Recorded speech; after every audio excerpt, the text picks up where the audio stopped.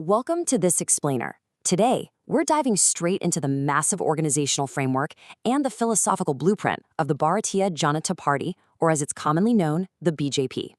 We're going to look at how a political entity organizes itself on just an unprecedented scale, mapping out its history, its strict operational hierarchy, and the core development philosophy that really drives its vision.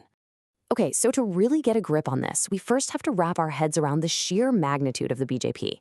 We are literally talking about the world's largest political party by primary membership. It's massive. But here's the kicker. Despite this staggering size, joining isn't just a walk in the park. It actually requires members to take a highly specific oath.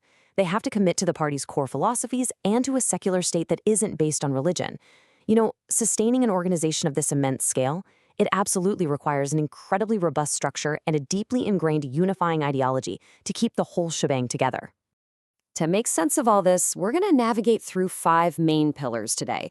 First, its roots and official founding. Second, the symbols of the BJP.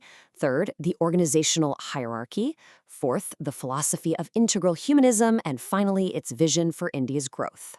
All right, Section 1, Roots and Official Founding. Let's get into it. So this organization didn't just appear out of nowhere, right? Its lineage actually traces back to 1951 with the founding of the Bharatiya Jana Sangh, or BJS, which was started by Shyama Prasad Mukherjee as an alternative political voice. Fast forward a bit to 1977, and the BJS merges with several other parties to form the Janata Party. Well, that coalition eventually dissolved, and from those ashes, members of the old BJS officially established the modern Bharatiya Janata Party in April of 1980, with Atal Bihari Vajpayee stepping up as its very first president. Moving right along to Section 2, Symbols of the BJP. Now, the official election symbol is the lotus, formerly known as Kamal Darshan.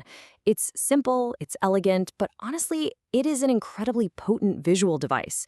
Historically, especially in Indian elections, having an easily identifiable monochrome symbol on a ballot paper was absolutely crucial for immediate voter recognition. But how did this simple flower become such a heavy cultural force? Well, the party actually refers to it with a rather grandiose phrase that loosely translates to lotus worship. That really cements its profound cultural resonance, doesn't it? And that identity is literally encoded into the party's flag. It strictly mandates a 2-to-1 ratio of saffron and green. But here is a fascinating little tidbit. There was actually a heavy internal debate at one point to just drop the green entirely and make the whole flag saffron. No way, right? But the party leadership ultimately ruled against it. They chose to strictly adhere to the constitutional design, which firmly keeps that green stripe right there near the mast. Okay, Section 3, the organizational hierarchy. Because, let's be real, visual symbols alone aren't going to manage millions of members globally. That demands a highly disciplined, bottom-up chain of command. Think of it like a massive pyramid. It starts right at the grassroots level, with local Mandal committees. From there, it moves up to the district committees, complete with their own presidents, vice presidents, and secretaries, and then scales all the way up to the state executive. Now, imagine this entire structure feeding up to the very top. That's where the national executive sits, with up to 120 members, right alongside its apex decision-making body, the parliamentary board, which is the group actually supervising the day-to-day activities of the party's legislative wings. But wait, it doesn't stop with just geography. The party is incredibly strategic about segmenting its outreach through dedicated frontal wings called morchas. This ensures really focused representation across specific demographics. So you've got the Mahalla Morcha for women, the Yuva Morcha for the youth, the Kisan Sangh for farmers, and the Minority Morcha for minorities. It's essentially a highly organized matrix. The goal? Leaving absolutely no demographic untouched. Which brings us to Section 4, Philosophy of Integral Humanism. So what's the ideological glue holding all of this together? Well, the constitutionally mandated core philosophy of the BJP is a concept known as integral humanism. Formulated by Deen Dayal Upadhyaya, this is a distinctly, uniquely Indian doctrine. It actually pushes back hard against fragmented Western ideological frameworks.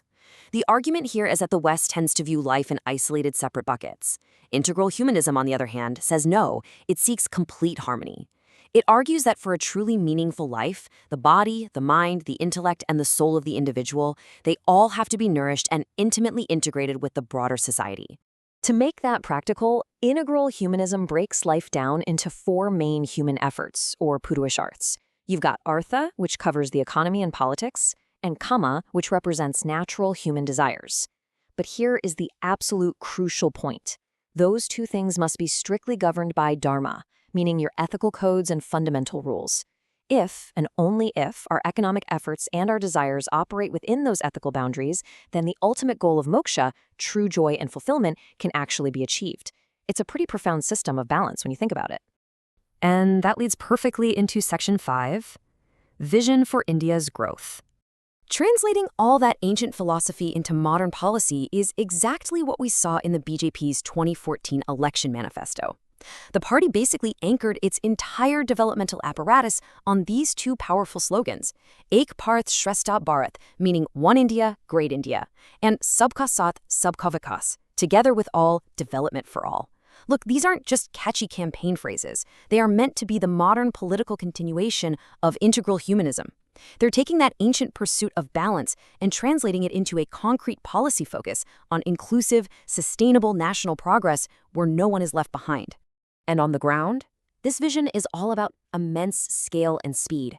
We're talking massive, sweeping initiatives like Digital India, pushing widespread e-governance to cut down on corruption. We see huge infrastructure projects like the Diamond Quadrilateral for high-speed train networks and the Swachh Bharat mission, which was all about creating a clean, open, defecation-free India.